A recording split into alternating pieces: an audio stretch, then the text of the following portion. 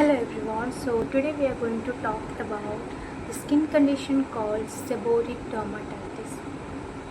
So पहले जानते हैं कि seborrheic dermatitis होता क्या है.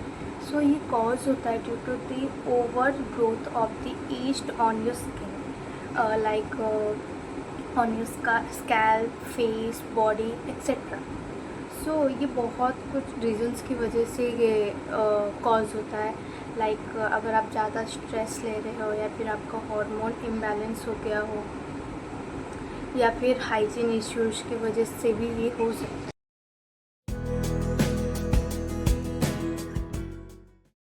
ये स्टार्ट हो सकता है फ्रॉम योर स्कैल्प एंड ये देन आपके फेस पे भी. नॉर्मली स्टार्ट होता है फ्रॉम द नोज़ एरियाज़. ये फेस को इची बना देता है एंड इरिटेटेड फील करवाता है. ये स्टार्ट होता है from this parts, chin areas, eyebrow areas and this one. अगर आप बाल अच्छे से साफ़ नहीं करते हो या फिर क्लीन नहीं करते हो अच्छे से, अगर आपका डैंड्रफ इश्यूज़ बहुत टाइम से हो, देन ये सब कुछ उसी रीज़न की वजह से होता है.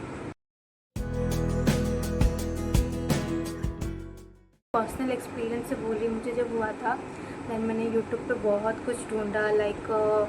बहुत सारे यूट्यूब को सर्च किया like a normal person. Then मुझे कुछ चीज़ मिले जो मुझे हेल्प किया for a certain extent, but not उसने पूरी तरीके से वो चीज़ को ख़त्म कर दिया. Then I did some research and on natural home remedies to reduce the seborrheic dermatitis. मुझे YouTube पे उसके ऊपर कुछ खास वीडियोस नहीं मिले. देन मैंने खुद ही एक फेस मास्क बनाया and used it for 3 to 4 days and it has work wonders. अब बस एक बार ट्राई करना, देन कमेंट करना कि कैसे ये हुआ है. सो पहले हम बात करते हैं कि स्टार्ट किए कैसे किया. सो जब मुझे हुआ था तो मैंने यूट्यूब पे सर्च किया. द मेन थिंग मुझे पता चला कि ketoconazole is the main thing which can reduce this seborrhoeic dermatitis.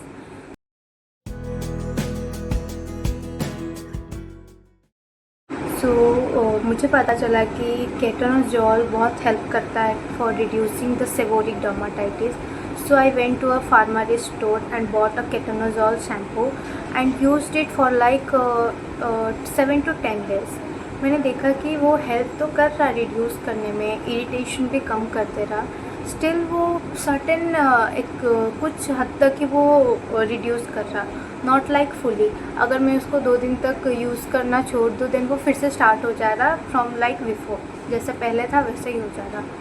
So then I did some research and मैंने देखा कि कुछ नेचुरल होम रेमेडीज़ मिल जाए mask and all to reduce it, but मुझे ऐसा कुछ मिला नहीं. नॉर्मली यूट्यूब वीडियोस पे जितना देखा उन्होंने बोला कि आप केटोनोजोल यूज़ करो, सैलिसिलिक सीरम या फिर सैलिसिलिक मास्क यूज़ करो, देन नाइसिमाइड भी यूज़ करो. Very confusing. मैंने सब यूज़ किया बट कुछ भी काम नहीं किया. देन मैंने खुद से एक मास्क बनाया. उस मास्क के बारे में एंड में बात करते हैं. अभी बात करते हैं पूरा स्टार्टिंग प्रोसेस से कि कैसे मैंने रिड्यूस किया. पहला स्टेप है, पहले आप अच्छे से हेयर वॉश कर लो एंड फेस वॉश कर लो फ्रॉम दी केटोनोजोल शैम्पू. आपको कोई भी चीज़ यूज़ नहीं करना, कोई भी शैम्पू कुछ भी यूज़ नहीं करना अदर दैन दी केटोनोजोल शैम्पू. सिर्फ केटोनोजोल यूज़ करना है आपको और कुछ भी नहीं. देन आप केटोनोजोल यूज़ कर लो. देन केटोनोजोल यूज़ करने के बाद आप वो मास्क बनाओ. सो मास्क कैसे बनाता है, उस मास्क में 5 to 6 इंग्रेडिएंट्स यूज़ होता है. पहला one is wheat flour normal आटा जो होता है घर पे उसको लो. देन हल्दी known as turmeric. Then cinnamon दालचीनी and the fourth one is honey, very useful. And the main ingredient is तुलसी.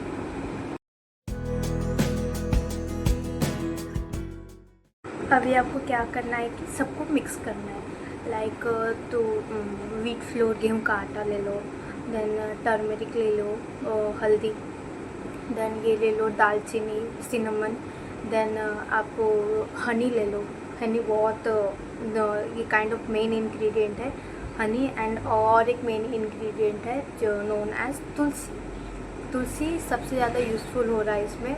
इसके बिना आप ये मास्क नहीं बना सकते। ये बहुत ही हेल्पफुल होता है फॉर सेबोरिक डर्माटाइटिस। ये इरिटेशन भी कम करता है, देन बम्प्स को भी हेल्प करता है रिड्यूस करने में, रेडनेस भी कम कर देता है, सब कुछ ये कम करता है। देन सेकंड करो कि आप ये सब कुछ मिक्स कर लो। बट तुलसी के आप 10 to 20 लीव्स लो, उसको धो लो, देन उसको मसल के उसका जूस निकालो पहले, देन उसको मिक्स करो, देन पूरा ही आप डाल दो, उसको मिक्स करो, मिक्स करके फेस पे लगा लो। फेस पे लगाने के बाद जहाँ आपको ज़्यादा रेडनेस, बम्प्स ये सब हो रहे हैं वहीं लगाना, like this area, this parts यहाँ स्पेशली लगाना, जहाँ नॉर्मली वहीं वो आते हैं, सो आप वहीं लगाना ज़्यादातर। देन लगाने के बाद उसको सूखने दो। उसको सूखने के बाद वो जब यहाँ से यहाँ इन दोनों पार्ट से यहाँ से जब वो सूखना स्टार्ट हो जाए उसको धो लो। ज़्यादा और ड्राई मत होने देना, वरना फिर वो उल्टा रिएक्ट करेगा, फिर और प्रॉब्लम होगा। धो लो उसको। देन धोने के बाद और फिर से तुलसी लिप्स लो, अलग से तुलसी लिप्स लो, 10-20 तुलसी लिप्स फिर से ले लो, फिर से उसको मसल के उसको स्क्रब कर लो। देन स्क्रब करने के बाद फेस ड्राई कर लो अच्छे से, क्लीन टॉवल से या फिर टिश्यू पेपर से फेस को ड्राई करना। कुछ गंदा कपड़ा यूज़ मत करना, वरना फिर से प्रॉब्लम होगा। ड्राई कर लो। देन उसके बाद उसको थोड़ा रहने दो, मतलब उसके बाद ऐसा नहीं कि आप मॉइस्चराइज़र, सनस्क्रीन तुरंत ही लगाना स्टार्ट कर देना, इससे वो उल्टा रिएक्ट करेगा, ऐसा मत करना।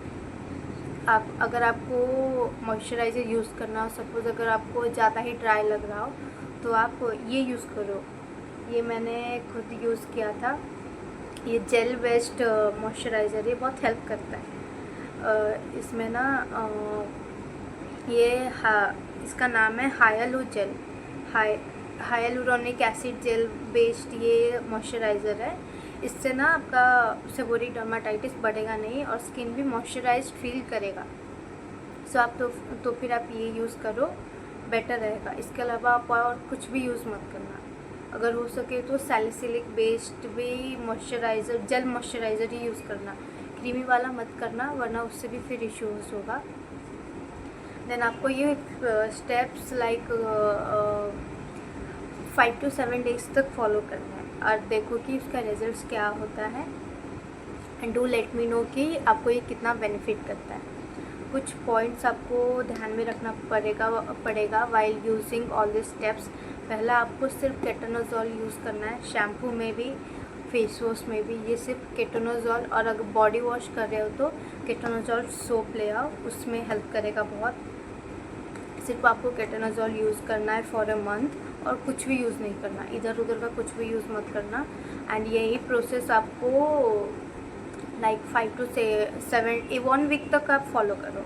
1 वीक तक फॉलो करो। ये 70% रिड्यूस कर देगा आपके पूरे पिंपल, रेडनेस, इरिटेशन को।